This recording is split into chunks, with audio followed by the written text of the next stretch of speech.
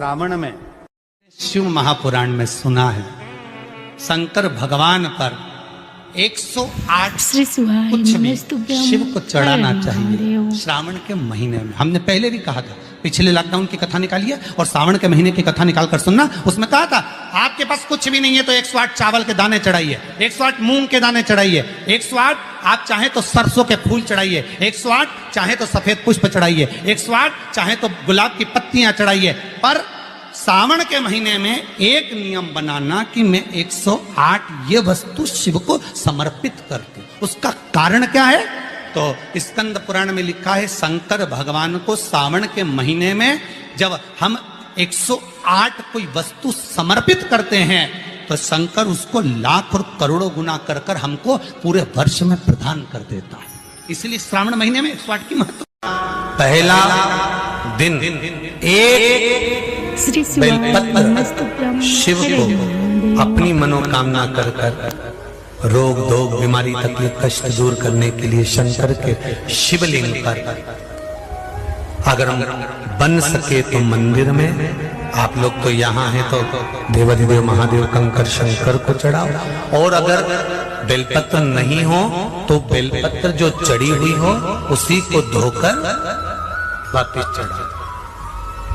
श्रावण के महीने में किसी भी एक सोमवार को अगर व्यापार नहीं चल रहा है, नौकरी नहीं मिल रही है, तो कोई तकलीफ आ रही है, तो कोई कष्ट आ रहा है, कोई रोग बढ़ रहा है, डॉक्टर से ऐसा लग रहा है कि ये बड़ी बीमारी बताने वाला है, शरीर में कोई गांठ पड़ गई है और वो जांच के लिए गई है, तो बिल्कुल श्रावण के महीने में किसी भी एक सोमवार को गंगा जल लेकर जाइए शिव मंदिर में। शंकर जी के मंदिर में थोड़ा सा गंगा जल नंदी को समर्पित कर कर, थोड़ा अशोक सुंदरी को समर्पित कर कर, थोड़ा गणेश और कार्तिकेय को समर्पित कर कर, थोड़ा सा गंगा जल जया विषहारा शामरीवारी दौतली और देव को समर्पित कर कर, थोड़ा सा गंगा जल शिवलिंग पर समर्पित कर दो। उस गंगा जल को वापिस झेल कर लेकर आओ। 3 दिन तक लगातार उस गंगा जल को पीना प्रारंभ करो। उसके बाद जांच के लिए आप कहीं पर भी जाइए, बाबा कृपा जरूर करेगा, ये निश्चित।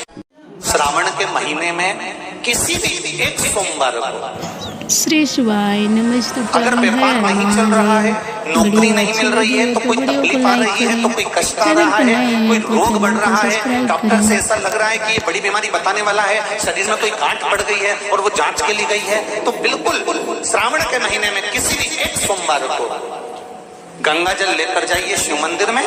शंकर जी के मंदिर में थोड़ा सा गंगा जल नंदी को समर्पित कर कर, थोड़ा अशोक सुंदरी को समर्पित कर कर, थोड़ा गणेश और कार्तिकेय को समर्पित कर कर, थोड़ा सा गंगा जल जया विषहारा शामरीवारी दौतली और देव को समर्पित कर कर, थोड़ा सा गंगा जल शिवलिंग पर समर्पित कर दो। उस गंगा जल को वापिस झेल कर लेकर आओ। 3 दिन तक लगातार उस गंगा जल को पीना प्रारंभ करो। उसके बाद जांच के लिए आप कहीं पर भी जाइए, बाबा कृपा जरूर करेगा, ये निश्चित। ये शिवलिंग जलाधारी यहां से जल अशोक सुंदरी के पास में से नीचे की ओर गिर रहा, ठीक है। बेलपत्र नहीं है आपके पास चढ़ाने के लिए, मत चढ़ाओ। जल नहीं है चढ़ाने के लिए, मत चढ़ाओ। अक्षत नहीं है चढ़ाने के लिए, मत चढ़ाओ। पुष्प नहीं है शिव जी को चढ़ाने के लिए, मत चढ़ाओ। शमी पत्र नहीं है, मत चढ़ाओ। पर किसी शिवालय में, किसी शंकर के मंदिर में अगर तुम गए हो, तुम्हारे पास में कुछ भी नहीं है, जो भी भगवान का दर्शन तुमने किया है, तो यहां से जो पानी नीचे गिरता है, उस गिरने वाले स्थान पर मात्र अपने हाथ का 3 बार स्पर्श कर कर बाबा से दिल की बात कहकर आ जाओ, तो उनकी मुराद बाबा पूर्ण कर देता है। वो सहज प्रसंग है।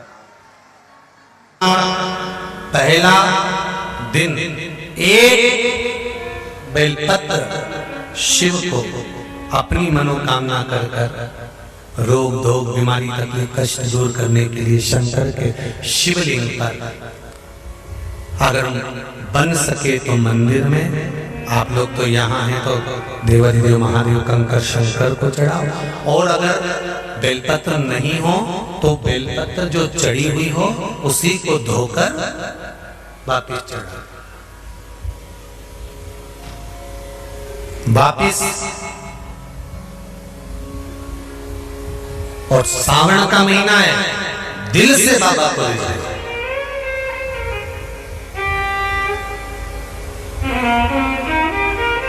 हम धर्म करने के चक्कर में, परमात्मा के भजन के चक्कर में किसी का अपमान ना करें। इसका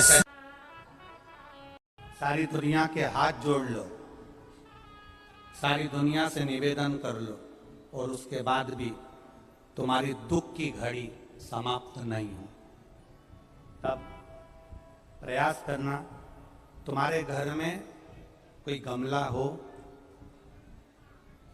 कोई पौधा लगा हो, जो भी पौधा लगा, हम ये नहीं कहेंगे कि वो गुलाब का है, कि गेंदा का है, कि शमी का है, कि बेलपत्री का है। जो पौधा तुम्हारे घर में लगा, एक प्रयास करना। अभी सावन चालू हुआ है, अगर तुम्हें लगता है कि मेरी दुख का समय समाप्त नहीं हो रहा, मेरी दुख की घड़ी समाप्त नहीं हो रही, तो घर में रहने वाले जितने लोग आस्था चैनल पर कथा सुन रहे हैं, जितने फेसबुक यूट्यूब पर कथा सुन रहे हैं, और जितने पुष्कर राज की इस पावन धरा पर बैठकर कथा सुन रहे हैं, उनसे निवेदन करेंगे, श्रावण 2 सावन अब की बार हैं, एक अधिक मास का भी पड़ेगा और एक श्रावण ये पड़ेगा। ये जब 2 श्रावण पड़ते हैं तो इसमें हरि और हर का मिलन होता है, हरि और हर का मिलन, क्योंकि अधिक मास जो है वो भगवान पुरुषोत्तम का है, भगवान विष्णु का, और सावन के मध्य में अगर पड़ रहा है तो देवाधिदेव महादेव के साथ भगवान हरि का मिलन हुआ है, इसलिए इसको हरिहर श्रावण कहते हैं। ये 2 महीने के श्रावण में अगर मान लो एक दिन आपका निकल भी गया, 2 दिन आपके छूट भी गए, कोई दिक्कत की बात नहीं है। जो पेड़ तुम्हारे यहां लगा हो, जो पौधा तुम्हारे यहां लगा हो, जो वृक्ष तुम्हारे यहां लगा हो, जो क्यारा तुम्हारे यहां, कुंडी तुम्हारे यहां, उसी की मिट्टी को, उसी के पेड़ के नीचे, उसी पौधे के नीचे, उस मिट्टी को थोड़ा सा हाथ से उसको उठाकर एक लिंग की आकृति बना ले। उसमें जलाधारी बनाने की जरूरत नहीं, केवल लिंग की आकृति बनाकर उसी की पूजन वहीं कर कर, पानी चढ़ाकर 15 से 20 मिनट बाद अपना काम करने के बाद उसी को उसी मिट्टी में विसर्जन कर दें, अपनी कामना कर कर। देवाधिदेव महादेव 2 महीने के बाद क्या देगा ये वही जान सकता है। वो क्या प्रदान करेगा ये उसके ऊपर। देख लिया हमने, बहुत प्रयास कर कर देख लिया, सारी दुनिया का हमने प्रयोग कर कर देख लिया। इनसे भी पूछा, उन्होंने कहा बाथरूम इधर बना दो, वास्तु शास्त्री ने कहा ये बना दो, ज्योतिषाचार्य ने कहा ये बना दो, उन्होंने कहा ये बना दो, उन्होंने कहा वो बना दो। हमने दुनिया का काम कर कर देख लिया, हाथों की अंगूठियां बदल कर देख ली, नथ आभूषण बदल कर देख लिए, सोने की दिशा बदल कर देख ली, सीढ़ियों की दिशा बदल कर देख ली। अब जब सारी दिशा बदल कर देख ली, सारा काम कर कर देख लिया, उसके बाद भी अगर हमारी ग्रह दशा नहीं सुधरे, हमने सबके दरवाजे जाकर देख लिया, देवी देवता उनके भी धोख धोख के देख लिया, पर जब भी अगर हमारी दशा ना सुधरे तो फिर कहीं मत जाना, महादेव के चरणों में जाकर बस उसकी आराधना में लग जाना, हो जाएगा। जो माताएं श्रावण के सोमवार का व्रत करती हैं वो पशुपति व्रत मत करना। जो श्रावण के सोमवार का व्रत नहीं करती हैं वो पशुपति व्रत कर सकती हैं, उनको पशुपति व्रत करने का मना नहीं। पर यदि श्रावण का व्रत आप पहले से करते आ रहे हो, श्रावण महीने का व्रत करते आ रहे हो, या श्रावण के महीने में तुम सोमवार करते आ रहे हो, तो फिर पशुपति व्रत ना करते हुए इसको 1 महीना, भले 2 हुए हो, 3 हुए हो, 4 हुए हो, रोक दो। फिर अगला जब श्रावण पूर्ण हो जाए फिर जो सोमवार आए फिर चालू कर दो।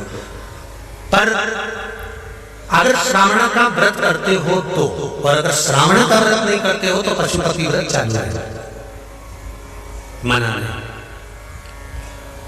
श्रावण के महीने में जल चढ़ाने के पात्र 2 कर लो। कितने पात्र कर लो? जम के बोलो, 2 पात्र कर लो। भले 2 हाथ में लेकर मत जाओ, एक के ऊपर एक कलश लेकर जाओ, उसका कारण क्या है? शंकर भगवान ने मां पार्वती के सम्मुख में गंगा का आवाहन करा था। तो गंगा जी ने आकर पूछा था, स्वामी जब पार्वती आपके नजदीक में विराजमान है तो मुझे बुलाने का कारण क्या था? भगवान शंकर कहते हैं, श्रावण का महीना प्रारंभ हो रहा है, जब मेरे ऊपर सृष्टि का भार आएगा तो मुझे गंगा और पार्वती दोनों की जरूरत पड़ेगी। जब घर में विवाह आता है, शादी आती है, कोई फंक्शन आता है, कोई मेहमान आते हैं, तो थोड़ी ड्यूटी बढ़ जाती है। रोज 8 बजे उठते हो, पर शादी रहती है तो कितनी बजे उठना पड़ता है? सुबह 6 बजे 7 बजे। यहाँ पर भी आप रोज अपने घर पर उठते होगे 8 बजे तक 7 बजे तक, पर यहाँ तो तुम जब सो रहे होगे तो सवेरे कब हो जाती है और रात कब हो जाती है तुम्हें नहीं मालूम पड़ता होगा कि कब रात होगी कब सुबह होगी। लोग ढोलक पीते पीते पीते पीते 11, 12, 1 और तुम्हारी लग गई झपकी और बज गई 3:30, सब लग गए लाइन में नहाने और तुम भी भगी जल्दी से नहाने। और नहाने भी कहाँ जाए तो माता इतनी चतुर, उन्हें का बरसती हो रही है जल की। भगवान भी सोच समझ के पानी गिराता था, 3 बजे से गिराना चालू करता था 6 बजे तक। उस बीच में भगवान को भी मालूम है मिश्रा जी कहाँ से नल लाएगा, इसलिए उन्होंने चारों तरफ से पानी गिराया। बोलो सही है कि गलत है?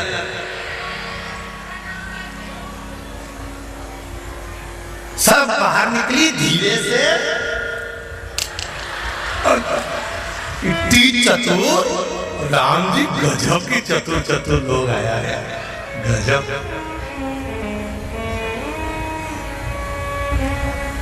पर एक बात कहूंगा, दिल लेकर आए हो, मेरा महादेव भी तुमको दिल से लुटाएगा। दिल लेकर आए हो।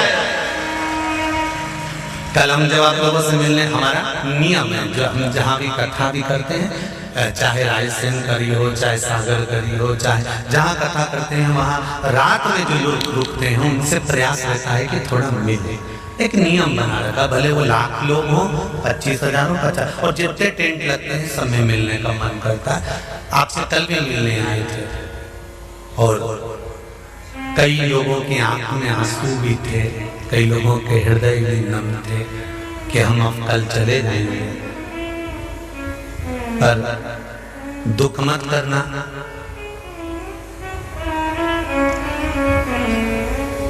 दूसरा कोई स्थान हो वहां से जाओ तो वापिस आने की गारंटी है कि नहीं है, पर यहाँ तो सील और ठप्पे लगाकर भेजता है कि वापिस बुला लाएगा।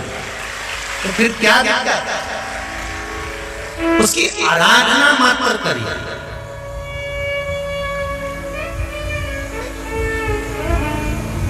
खूब धनपति भी बैठे हैं, खूब, आप लोगों में कोई कमी नहीं है। किसी की यहाँ जमीन है तो किसी की गाड़ी है, तो किसी का बंगला है, किसी की सत्ता है, किसी का आनंद है, बहुत बैठे हैं। पर आप लोगों ने 7 दिन जो कथा, एक ये पटिया लगा हुआ है, तख्ता लगा हुआ है, और उस पर आराम से सोकर 7 दिन कथा का रसास्वादन जो करा है वो जिंदगी भर नहीं भूल पाओगे। बाबा इतना देगा कि आप लोग उसकी कृपा ही तरसती है, उसकी कृपा बिना कुछ नहीं। तेरी कृपा बिना नहीं ले एक भी लेते श्वास, तेरी कृपा से तनो तनो। बाबा की कृपा होती है तो आना होता है।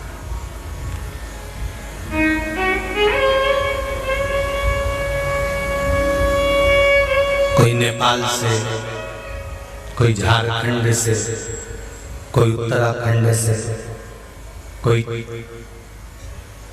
चेन्नई से, ना जाने कहां कहां से पधारे, कोलकाता से। शिव कावड़ का जल लेकर, हाथ में जल लेकर, जितने कदम चलकर हम शंकर के मंदिर तक या बेलपत्र के वृक्ष तक जाते हैं, जितने कदम चलते हैं उतने तीरथ हम पार कर कर शिव के नजदीक महीना पहुंच शुरू जाते हो हैं। गया उतने है। तीरथ पार कर 19 अगस्त को सारे खत्म तीरथ होगा। धाम आज पूजनीय पंडित आपके प्रदीप मिश्रा जी हमें सावन का एक बहुत महत्वपूर्ण उपाय बता रहे हैं। अगर आपको ये वीडियो अच्छी लगी तो हमारे वीडियो को लाइक करें। अगर ऐसे ही और सारी वीडियो देखना चाहते हैं तो हमारे चैनल को सब्सक्राइब करें, बेल आइकन दबाना ना भूलें। इससे हमारा वीडियो सबसे पहले आपके पास पहुंचेगा। धन्यवाद। ब्रह्मलोक, इंद्रलोक, जल लोक, वरुण लोक, गरुण लोक, सारे लोक वहीं पर। इसलिए शिव जी का मंदिर नहीं होता, शिवालय होता है। क्या होता है? शिवालय।